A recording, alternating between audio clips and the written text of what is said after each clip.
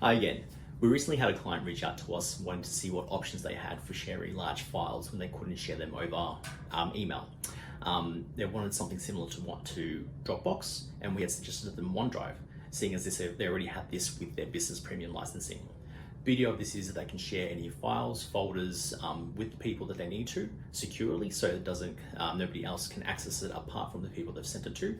And this way they can upload files to the clients can upload files to them without having to go over email, because ideally you don't want to be sending zip files and things like that over email anyway. And another benefit of using OneDrive is that once the share is no longer needed, that access can be revoked. So that client that was accessing that file can no longer access it from their end. If you need any assistance with setting this up or wanting us to help you walk through it, just feel free to reach out to us. That wraps up this edition of Tech Talk Thursday. I'm Alonzo, your tech companion. If you enjoyed what you saw today, hit subscribe and join me again next week for more.